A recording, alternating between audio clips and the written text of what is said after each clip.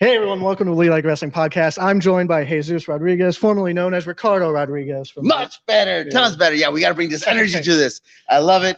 Thank you for coming here tonight. We are at the Three Legacies Academy. I am excited to have you guys here. So welcome. Thank you for joining me. It's our first time in your wrestling school. First off, what made you decide on picking Lancaster for the moving and the school and? So the story of how I ended up in Lancaster is actually one that I've already spoken about. I used to deal with the addiction of alcohol, so there was that was something that was just especially during COVID. There was not a lot to do, so hey, there's liquor store next door, and it just kind of escalated from there. I ended up attending or going to a rehab center here through the help of WWE and an amazing gentleman by Christopher Dreisbach, who owns Blueprints Recovery for addiction recovery.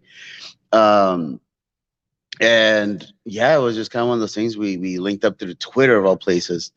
I ended up coming to Lancaster back in March of 2022, and I completed my time at the rehab center. I got out. I got aftercare. I did counseling for a good amount of time, and then fast forward a little couple months later, and then we kind of brought up the idea of opening up a wrestling school. I've had the privilege of doing this all over the world under somebody else's umbrella, but I never got to do it under my own banner. So after talking and discussing and then kind of going around like how we can make this happen, we decided to, like this is a good place. I kind of like the area. It's kind of what I need, especially for what I was going through. And we're like, you know what? Let's do it. Let's open this up. And then here we are. We've been open for about 4 or 5 months or so. And I'm excited. I'm excited for what we got going on. I'm excited for everything that we're building, and with the whole community effort behind us. I mean, it's flourishing, and I'm very excited about that. Lancaster is definitely a great city to do it in.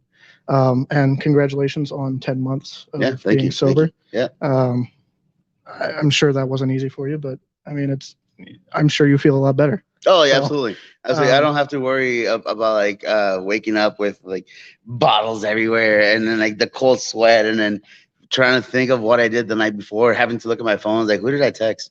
So I don't have to worry about that, which is a great little feeling. And then also feeling great when you wake up, feeling a sense of, like granted right now it's not the sunniest of times, but still being able to wake up and then be thankful for another day, be thankful for, waking up and not feeling like garbage. Being thankful for everything that we're building, be thankful. That's one of the biggest things is being thankful, which I didn't have beforehand. So I'm thankful for everything. And congratulations.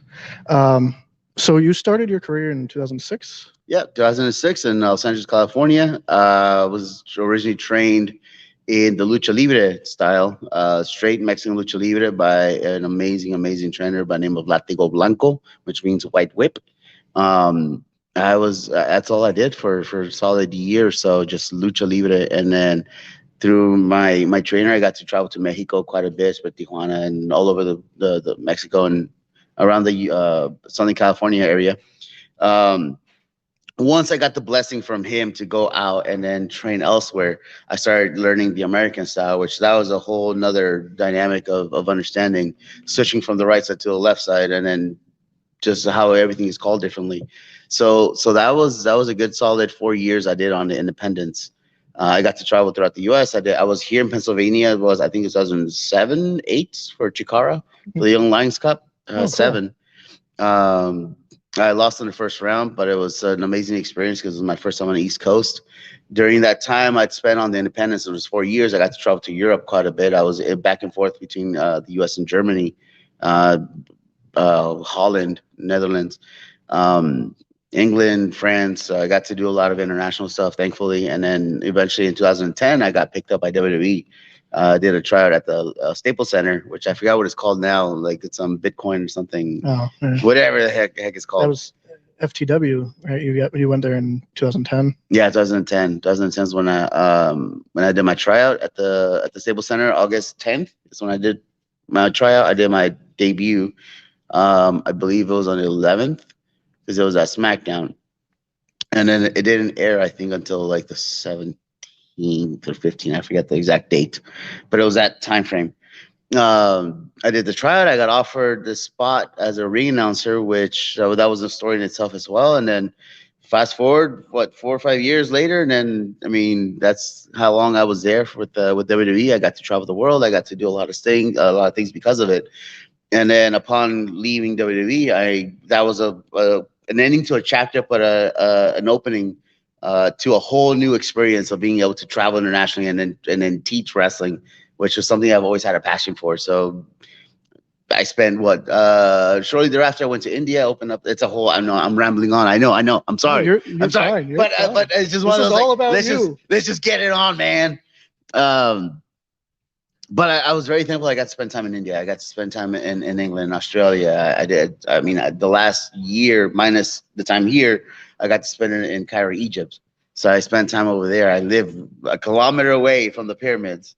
So That's that was an amazing. amazing experience, and it's all because of pro wrestling. That's awesome. How, that's amazing that you got picked up within 4 years. Not many people are lucky enough to No, do that no, that quick. no, and I'm beyond grateful for it. I'm beyond grateful for it. But also how it happened was just it started off with the lie. They're just like, "Hey, have you done ring on some before?" And I was like, "Yeah, sure." No, no, never done it before. My character at the time never cut promos. I think at that point I had only cut maybe like 2 3 promos ever, and I got hired to talk. That was the whole irony of the whole thing. Um, and yeah, it also started. It also because it was because somebody else was offered the original role, and for whatever reason, he said he declined it. So then I was offered that role of Ricardo, and then it just kind of fell in. And so homeboy that said no, thank you, because of you saying no, I got the opportunity, and then here we are. Did did you want to wrestle, or were you just taking any opportunity you could to? I didn't know what I was getting into. I honestly, when I was offered that role, I thought it was gonna be like a one-off type of deal, and then eventually later on, I was told that it was supposed to be a one-off, just for the debut of Alberto. But Vince liked the whole presentation. He liked the whole thing, so they kept bringing me back. I was basically an extra from August, September, October for almost 3 months. I was an extra. They just kept flying me to TV, and then they kept flying me to the house shows, and so I was basically an extra until I got my official contract in October. And then I had to move from Los Angeles to Florida to Tampa Bay, where they had FCW at the time, which is a precursor to NXT. So yeah, that was a move in itself as well, because that was the first time I was away from my family, from my home, and Yeah. so that was a big change as well too. And then I was 24 at the time. So it was an amazing experience, but it all started, like I said, because I thought it was gonna be a one-off, and then because Homeboy said no, they couldn't make it. So the next day, Well, I can tell you one thing: you were probably the most hated person at the and time. I'm glad. I'm glad. I mean, Alberto was the heel, but I think with you being that annoying announcer guy specifically for him, it definitely helped your heat. As the Rock, as a wise man once said, "Know your role," and I didn't get it at the first at the beginning. I didn't get it. I wanted to wrestle. Why? That was my passion, was to wrestle, and then I got hired to talk, and just get beat up. And then I would watch everybody else wrestle, and I was like, man, I want to wrestle. But then the more as time went on, the more I understood what my role was, the more I enjoyed it, and then I just made the most of it, because also I had to think about how doesn't matter how long I was on TV. I could have been on TV for 30 minutes, or I could have been on TV for 10 seconds. That time is mine. And then that focus is mine. So even though I was technically only on TV for 30 seconds, if anything, I made sure that that was my time. And then, which is, I'm thankful again to Vince and the WWE, because if it wasn't for them, all this probably wouldn't have happened. You mentioned before about the different styles. Mhm. What was the hardest? Like, what's the main difference between lucha and American wrestling? That was like hard to change into. Well, you on the lucha side, we work on the right side more than anything else. Right side, yeah, right side. We work on the right side, and then in the American side, we work on the left. So just transitioning over to the other side, because I was constantly used to grabbing the right hand instead of the left. There's just little things. The way we move is slightly different. It's more aesthetic. In lucha, it's prettier. Where in the American side, it doesn't have to be pretty. We can be more, aggressive and more dirty and um, rugged. Versus in lucha, we try to make it as pretty as possible because that's the whole part of it, right? Like to make it as beautiful and theatrical as possible. Mhm. Um, so that was a big difference, and also, I mean, obviously the language barrier, and which I mean, I grew up. Spanish was my first language, and then I learned English afterwards. But how we call things was different too. Like a suplex is two different things depending on where you're going. Um, so there's a lot of differences, but obviously, like the basics, all basics tend to be the same. Did you ever get to work in the ring during WWE as a wrestler? Oh yeah, yeah. I mean, I had the privilege. Not at first. I was just Ricardo. I was the announcer at first in the beginning, and then shortly thereafter, because I got signed in August, I moved to Orlando in at the end of October, and then I believe it was December 3rd or 10th where I had my first match in FCW with the mask that I used to wear. So I got to wrestle quite a bit down there, but well, rather every now and then I would get to wrestle down there whenever I was in town. It wasn't often, but I got to wrestle quite a bit. And then eventually I got to wrestle up on the main roster. My very first match actually was it was an NXT. It was against Conor O'Brien, and I want to say it was Oklahoma City, and it was for NXT. And back when NXT was on the road, and I had my first match on TV, and then I won my first match actually against Conor O'Brien, um, which that another awesome human, and I love him very much. But yeah, that was my first TV match, and I got to win it. And then it was all comedy, but it was fun. It was fun.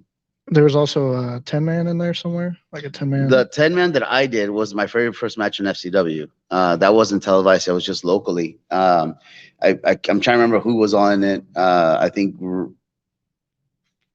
Breeze was in it.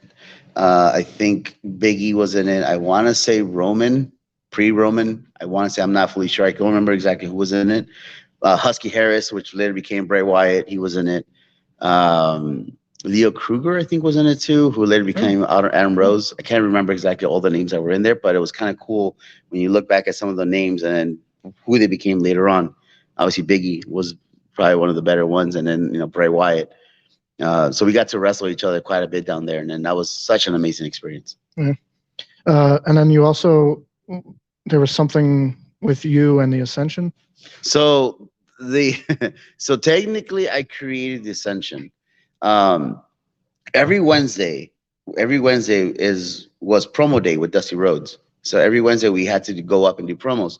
Now the issue that wasn't an issue, the asterisk for me was that after TV we went home and we went to Tampa on Wednesdays. So oftentimes I was never there at training. I was only there for promo day. And that's depending on the flight. If we got in early, then we had to go check in. If our flight got there late, like in the afternoon, then obviously we don't have to go check in. And most of the time, I mean, I never had anything ready. So I would just because I love watching movies, and then I would literally study the characters I would watch on the movies or TV or whatever. And then one of my favorite movies was Al Pacino and Keanu Reeves and The Devil's Advocate. So I had nothing. I had nothing that day, and then I had just watched the movie, and then I had this promo that Pacino does on Keanu, and I basically just cut it. And Dusty liked it, and he told me to kind of keep going with it. And I started selecting different people off of the roster, or the FCW roster. Conor O'Brien was there, Shaw Guerrero, Eddie Guerrero's daughter, Epico, Kenneth Cameron, who goes by Bram, Tom Latimer. I'm just trying to see who else was there. Yeah, that was it. So basically, what I was trying to do was I was trying to play devil's advocate. I was trying to recruit them. So I would go to Epico, who's related to the Colon family down in Puerto Rico, which is Carlito's family. So I would kind of go and then tell them, hey, you're awesome. You have a great lineage, but you're not your cousin. Yeah, they all got over it, but they need an apple. Same with Shaw, right? I would kind of tell her something. I would like walk behind them ear to ear. I was like, same thing. You come from a great lineage, but you have big shoes to fill. You're never going to be close to your dad. You're never going to be anything like your mom, right? So I was just being the jerk. But with me, you can become great. You can achieve success. You have to join my alliance or whatever the hell it was. So that's what I was doing, and I did it with all of them, and Dusty loved it. Dusty loved it, thankfully. But again, a lot of it was just for me, just saying, screw it, let's see what happens. Yeah. Um, and then so the Ascension, that's how the Ascension came about. But I wanted to do like a spiritual type of deal, subliminal messaging type issue. So I wanted like 7 folks originally, one for each of the chakras. But then Dusty said it was too many. I was like, all right, fine, I'll cut it down. I still wanted to keep a pyramid. And then me being the centerpiece, right? Because it would be like the all-seeing eye and the pyramid. I want to do all this whole like Illuminati thing, but still with spirituality. So we were doing these promos, and then I was all about it. And then somewhere along the way, Dusty mentioned something about like, all right, on this promo, you're gonna go and you're gonna tell them that you were the original person behind Alberto, and all this other stuff. And I think that promo's online somewhere. Um, and I just felt awkward because it was very different than what I was doing originally. But anyway, so we went with it. I wasn't a fan of it, but we went and we did it. It turns out, fast forward a couple weeks later, and then I come into FCW, and then Dusty, and I can't do his voice. You know, recipe. I can't do his voice, but you know his voice. So he basically just kind of pulls me into the office. He's like, "Oh, Ricardo, baby, I gotta talk to you. You're out of the attention." I'm like, "What?" Yeah, you're out of the attention. I can't do his voice, so bear in mind. You're out of the attention, baby. It contradicts what you're doing on TV. What? And that was it. That was it. I was out of the Ascension. They repackaged them a little differently, and then they turned them into vampires. Which at the time I was so mad. I was because this is also when the Twilight thing was happening. Okay. Yeah. So I was so mad. I was like, they are not supposed to be Twilight. Uh, but the genius of what of Dusty and then the whole creative team and what they turned them into and was so awesome. Yeah. So awesome. They were like the hottest thing in Oh NXT for a yeah. while. Oh yeah. So the funny thing about it too was that the very first NXT pay per view, it was myself and Callisto against the Ascension. So that was one of those like weird little like full circle things because my very first match on TV was against Connor, and I beat him. And then the very first pay per view that NXT had, Connor pinned me, Oh, and that was just one of those like weird full circle things. that's cool. And I love it. We always talk about that, and I was always love him for it. But good dude. What was going to be your role in that group? Were you going to be the mouthpiece? I was gonna or be were the you talker. gonna- Yeah, I was gonna be Okay. the talker. Okay. But the original idea that I had was all right. Shaw was gonna be the woman champion. I wanted to do like the whole stable where everybody had Okay. titles. Connor would have been the heavyweight. Tom Latimer could have been the Intercontinental. Epico would have been the cruiserweight, and then the 3 guys could have switched off with the tag titles. Oh. That's the whole pyramid thing, and I would have been like the little all-seeing eye type deal. So they completely scrapped that then because the Ascension went off and they were Yeah. a team and Yeah, but when they started on TV, it was them. It was them minus me. But they were all together, and then as time went on, they got released, and stuff happened and whatever. But when they finally made it to this is FCW. When they finally made it to NXT TV, it was just they had switched out. Excuse me, they had switched out Tom for Victor okay. because of issues that had happened. Um, and yeah, and then like I said, I mean, the creativity because I had something in mind, and then Dusty's like, "Nah, son, let me fix it." And then sure enough, he fixed it, made it tons better, and then they were awesome. The music, everything, the presentation was so awesome in NXT. Did they when you were Ricardo, the Mhm. Spanish announcer for Alberto, was that just you going out there and being you, or did they give you like No, they never really gave me a direction of where to go with it. They were just kind of like, "Hey, you're just going to announce it," because obviously Alberto was a focus. He was a focus, and he always was a focus. He was the cake, and I was just that little candle at the top, the decoration. Um, but they never really gave me a direction. Like I think it was for like a month.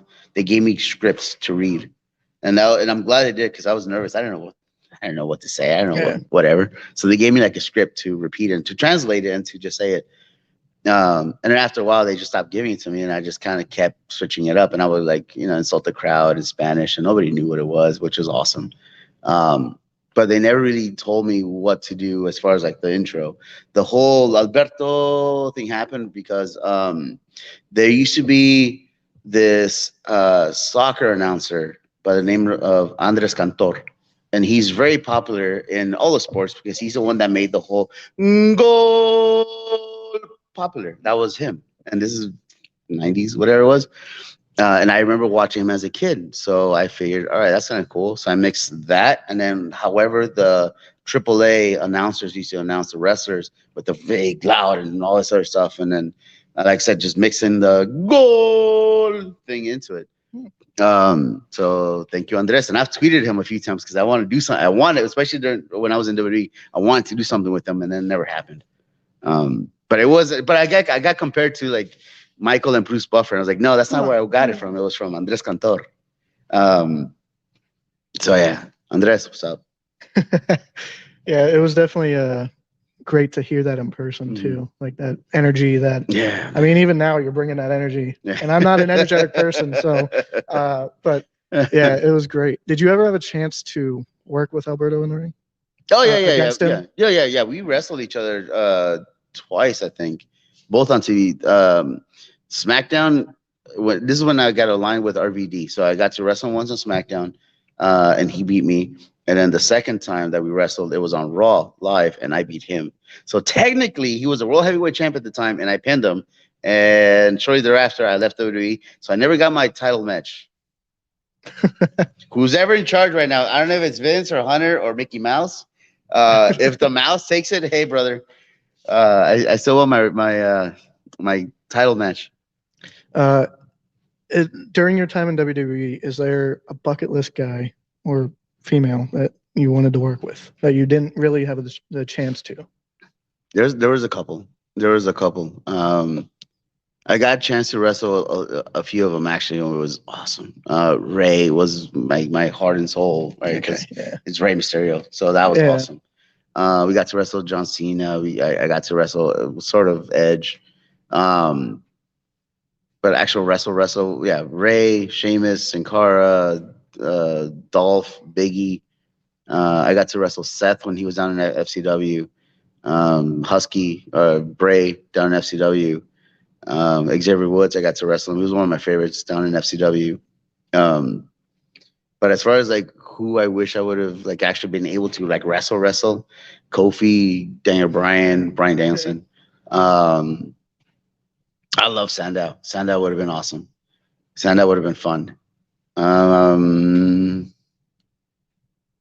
During that time, like when NXT was switching over from the game show to what it is now, I was out of the wrestling world. I just fell off. I don't know. So I didn't really get to see your matches. Oh, you're not missing out much. Yeah, you're fine. I enjoy watching. You're saving your time. Yeah, that's fine. But during that, I don't know why or what happened, but during that time I fell off. I didn't know. Like, I think I came onto the NXT train after Sami Zayn was main roster and, you know, when Adam Cole was there and all that. So, unfortunately, I didn't get to see your work in WWE, but obviously with you here in PA, I got to witness it a couple times. And I'm sorry. No, I enjoy seeing your work because back then, knowing you as the ring announcer for Alberto, it was like, oh, cool, this guy wrestles, you know? I didn't know your backstory or anything. So I appreciate what you've done for yourself, especially, you know, with the sobriety and getting yourself out there and working. And I mean, in PA now, you're sort of a legend. I mean, you've been around a decent amount of time and you've been to a bunch of different promotions. You have your own school now. So you're doing a great job for yourself. Thank you. I've enjoyed what I've seen so far. It's a process and we're all building, and how we were talking earlier too is it's gonna, or homie over here, my amigo, it's a process. We're all gonna build, and if we can all help each other out and to make this something big, we totally can. Something I've mentioned to previously other folks was before I came to Pennsylvania, I didn't know much about the wrestling out here, and then if I did, all I knew was Philadelphia and Pittsburgh, and we're in Central Pennsylvania. So I didn't know anything about Central Pennsylvania, and I thought that I had a good ear as to what's happening out and about. I didn't know anything, to be honest, about Central Pennsylvania. So once I got here and I started wrestling out there, I was like, man, there's a lot of talented people out here. A ton of talented people that and then maybe it was my ignorance that I had not heard of. So I feel like there's a lot of folks out here that deserve that exposure, deserve to be out there to eventually one day, and then in the kindest way possible, get the hell out of Pennsylvania and then travel the whole world because they have the ability, they have the drive, and I've seen them wrestle, so they have the ability, and they're able to. They just need that little push. And if myself or now with Kevin Kelly, we're able to at least help them out a little bit, a nudge to have somebody else look at them and then hopefully get them out on a wider scale, then I'll be very happy. I can tell you for a while, Central PA Wrestling wasn't really there. As a kid, there was this promotion called WPW, and that was the promotion for me anyway. Like they were running almost every month. And then during that, there was a long stretch, I want to say, of maybe 7 years or so where I didn't really hear about wrestling in Pennsylvania, Central PA anyway. Obviously, Philly is there with ECW back then. And, so people still held on to that ECW wrestling around the Philly area. Sure. And now with you here in Lancaster and Kevin Kelly with AXW in the Hamburg area, this wrestling in Central PA has been amazing. I mean, from AXW's last show, your last show, they were both packed. Like even you said before, that was a shock because you didn't know much about, wrestling in PA, and, obviously doing that Fox interview helped. It did. It really did. And then, I mean, it's not, I mean, yeah, that was a huge part of it, but also, like I said, it's a huge community effort that gets everybody involved, and we can push each other to move forward. Because ultimately, it's all about progression. We want to progress as much as possible. We want to be able to stamp the wrestling stamp of approval in here, Central Pennsylvania. And it's not a single person achievement. It's everybody involved. It's all of us. It's not just us here at Three Legacies. It's the fine folks over at SWO. It's the people over at PPW. It's the folks at CZW. It's the folks over at XWE. At Kevin Kelly's. Pardon me, brain fart. So it's a whole community effort. It's all of us. It's not just one individual person. It's not what just individual fed. It's all of us. Yeah. So that's what I would like for all of us to grow as a in unison, so we can push it forward. And it seems like most of the promotions in PA are working together now, including you, Kevin Kelly, and PPW. Obviously brought you in a couple times. It's amazing to see wrestling thriving in Central PA now. I was excited to see your last show packed out. I saw that picture and I had the biggest smile on my face. I was like, man, that is so great. Yeah, because ultimately, if one of us wins, we all win. Right? Because we're bringing eyes to wrestling, and that's ultimately what we want. Yeah, and we're seeing a ton of new faces too.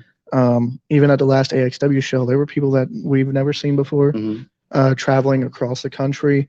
So it's great to have you here, Kevin Kelly here, because you provide that experience, that exposure, and it gets, like you were saying, it gets everybody out there, across the world, and from different styles, different regions. It's great.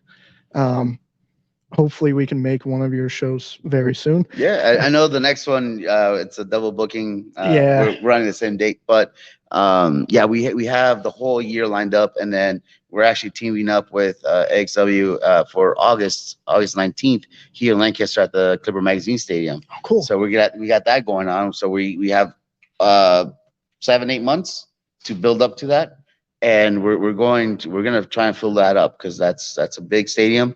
And I'm not gonna take no for an answer on this one. I'm gonna fill it up. I was there at the CCW show, and it's a beautiful stadium. It is. It really is. It's much bigger than I thought it would be. Yeah, it's a big one. And a lot of seats. The crowd was great. Yeah, it was fun. I really hope that it can get packed, because it would be great to see. Yeah. I haven't been to a stadium show since I was a kid, before the CCW show, and it just brought back so many memories. And obviously, with that big field, you want everybody to enjoy it as best as they can. Sure. But it was a great experience. From walking around, seeing the fans interacting the way they did, and it was just I'm glad you guys are working with AXW, because you guys are probably two of the strongest promotions right now. Obviously, PPW is sort of north, I guess. So like they're in their own little territory, but they put on great shows all the time. They do. They always have a full crowd. Yep. Um, and then obviously you guys in Central PA. So I think that'll help bring in the crowd.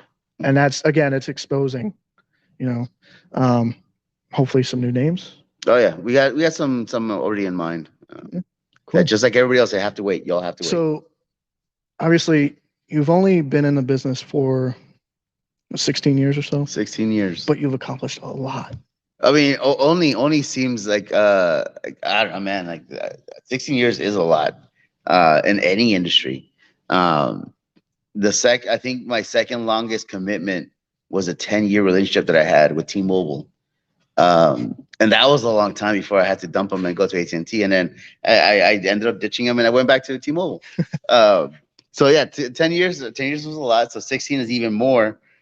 So my wrestling career has lasted longer than my longest relationship with T-Mobile. But there's been so much that has been done in those 16 years, and then like we were speaking when we first started, the gratitude, the mindfulness, the thankfulness of everything that I've been able to accomplish through the good and the bad, because there have been a lot of downswings throughout my career, but I'm looking back, I'm thankful for those negative things as well too, because it allowed me to grow, it allowed me to blossom, to rise up from the ashes, so to speak. Um, so I'm thankful for all the experiences, the good and the bad, because I got to learn from them.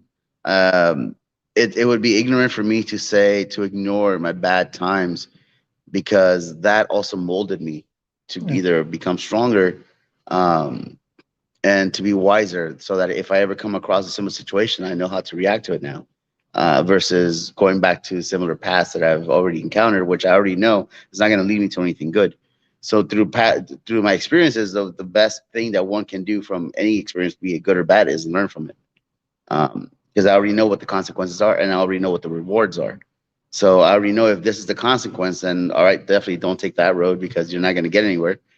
But I'm thankful for the last 16 years, and then although I know that my time in the ring is now on borrowed time because of, again, the age, the time, and all the bumps and whatever, I'm glad that I was able to focus my mindset to something else, and now, which is training, teaching, running new shows, helping the younger generation achieve their dreams, because I was able to accomplish mine.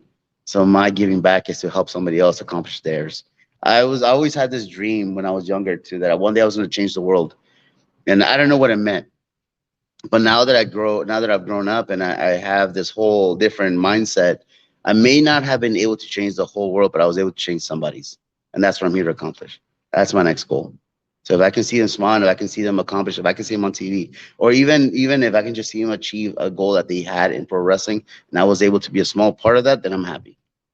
Now, I was going to ask what's your aspirations and your goals, but There we go. For Three Legacies and your wrestling school, what are your main takeaways and your goals for the future? I'm excited to be able to give back to professional wrestling with Three Legacies. I'm excited that we're able to provide a place that people can come here and train, um, and get a step closer to their goals. I'm excited that we have a venue in which they can actually perform, not just in training, but also in front of a crowd. We have that avenue, and then we have the ability to help them out as much as we possibly can. Just like anything else in life, nothing's guaranteed, but damn it, I'm going to try my hardest to get them to that point. So that's my aspiration, is to get them to even an inch closer to their dream. But that's not where I'm gunning for. I'm gunning to try and make it so that they can accomplish their goals. What about personal goals for yourself, your own mindset, and in life? In life, I mean, I've been thankful that this has been a huge part of my life for several years already. Going from country to country, going from school to school, going from meeting different people, and then getting to learn from them, and then I get to understand them, so I can kind of help them out.